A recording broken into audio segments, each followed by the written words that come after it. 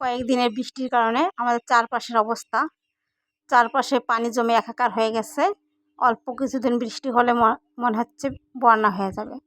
আর এই অবস্থা আমাদের জমির অবস্থা দেখেন, আমার এই ছোট্ট সবজি ক্ষেতটা পানিতে ডুবে গেছে। তো এখানে যে আমরা পাট গাছ লাগিয়েছিলাম সেগুলো পানি জমে গেছে। আর আজকে ভাবলাম আমি যেহেতু রংপুরের মানুষ, তো শোলকা রান্না করে না দেখালে কেমন হয়, এই কারণে নুসরাত এবং শান্তা দুজনেই পাট গাছ থেকে পাটের পাতা তুলছিল। পাটের পাতা দিয়ে আমরা শোলকা রান্না করব এবং পাটের পাতা তোলা শেষে আমরা চলে গেলাম কচুর পাতা তুলতে। আর শোলকা রান্না করতে কচুর পাতা লাগবে। তো আমরা যেহেতু অনেকগুলো পাটের পাতা তুলেছি, এই কারণে আমরা অনেকগুলো কচুর পাতা তুলব। তো দুজনে মিলে খুব সুন্দর করে কচুর গাছ থেকে কচুর পাতা ছিঁড়ছিল। তো এইভাবে আমরা অনেকগুলো কচুর পাতা ছিঁড়ে ফেললাম। তারপরে আমরা কচুর পাতাগুলো ছেঁড়ার পরে এগুলো আমরা বাসায় রেখে এখন আমরা দেবো সজনা পাতা মিলে।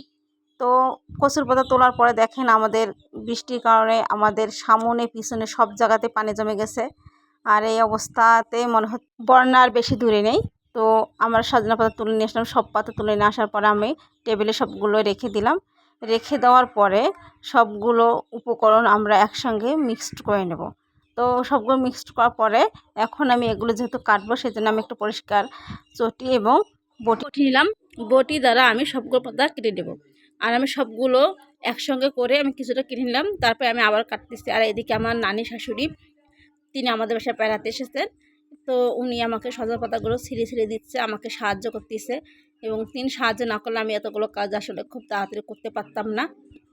তো সবগুলো উপকরণ দেওয়ার পরে আমি এভাবে গোল গোল করে নিলাম। নেওয়ার পর আমি বটির দ্বারা মাছ বরাবর পাটার পাতা এবং কচু পাতাগুলো কেটে নিলাম। নেওয়ার পরে খুবই চিকন করে কাটতে হবে, একটুও মোটা করা যাবে না। মোটা করলে সেই শোলকাটা খেতে একদমই ভালো লাগবে না। তো দেখতেই পাচ্তেছে আমার নানি শাশুড়ি পাশে বসে সজনা পাতাগুলো আমাকে ছিঁড়ে ছিঁড়ে দিতেছে। তো এদিকে আমার কচুর পাতা এবং পাটার পাতাগুলো কাটা শেষ, এখন আমি সজনা পাতা কাটবো। তো সবগুলো যখন কাটা শেষ হয়ে যাবে, তারপরে আমরা সবগুলো মিক্সড করব। এই কারণে মিক্সড করব কারণ আমি যেহেতু প্রথমে সবগুলো আলাদা আলাদা করে কেটেছি, কচুর পাতা আলাদা, তারপরে পাটার পাতা আলাদা এবং সজনা পাতা আলাদা, এই জন্য আমি সবগুলো মিক্সড করে নেব। যখন সবগুলো মিক্সড করা হবে তখন সেই শোলকাটা খেতে অনেক সুন্দর হবে। এদিকে আমাদের বাসায় অনেক মেহমান এসেছে, তাদেরকে আমি বসিয়ে আমি আমার কাজটা শেষ করতেছি। তো কাজ শেষ করার পরে আমি মেহমানদের আপ্যায়ন করার জন্য চা চড়িয়ে দিলাম। তো একদিকে হচ্ছে আমার কাজ হচ্ছে, কাজ শেষ করে এসে আমি সবগুলো উপকরণ দেখেন কীভাবে মিক্সড করে নিতেছি, একদম উপর নিচ করে দিতেছি। দেওয়ার পরে এখন আমি রান্না বসিয়ে দেব। যেহেতু শান্তা এবং নুসরাত আমাকে সব কিছু উপকরণ জোগাড় করে দিয়েছে, তাদেরকে আমি এখান থেকে কিছুটা দিয়ে দেব যাতে তারা বাসায় গিয়ে রান্না করে। তো সব কিছু মিক্সড করার পর তারা আসলো, আমি তাদেরকে তাদের ভাগটা দিয়ে দিলাম। দেওয়ার পরে আমার যে ভাগটা সেটা আমি রেখে দিলাম। আর আমি যেহেতু রংপুরে থাকি, আর রংপুরে মানুষের একটা প্রিয় খাবার হচ্ছে শোলকা, আর সেই খাবারটা যদি আমি রান্না করে না দেখাই তাহলে কেমন একটা। তো সবগুলো উপকরণ মিক্সড করার পরে আমি চলে গেলাম রান্নায়। তো আমি শোলকায় যা যা উপকরণ দেবো সবগুলো আমি রেডি করে নিলাম। তো আমি আদা বেটে নিলাম, তারপরে রসুন এবং মরিচ। এখানে শোলকা রান্না করার সময় রসুন মরিচের পরিমাণটা একটু বেশি করে দিতে হবে। আর একটা পাতিলে আমি পানিসহ উঠিয়ে দিলাম চুলার উপর।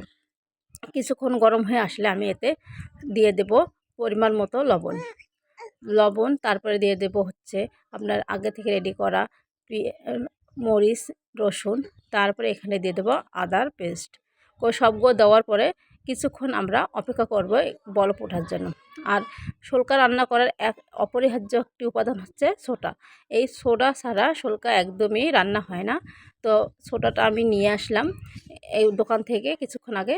তো এদিকে আমার এখনও বলক ওঠেনি, তো আমি আর একটু জাল দিতেছি। তো বলক একটু উঠে আসলে আমি এখানে দিয়ে দেবো সোডা দেওয়ার পরেই সঙ্গে সঙ্গে কিন্তু এখানে ফেনা উঠে আসবে। তো এই ফেনাটা বেশি জাল হলে কেউ পড়ে যাবে, তার আগে আমরা এখানে দিয়ে দেবো শোলকা কাটাগুলো।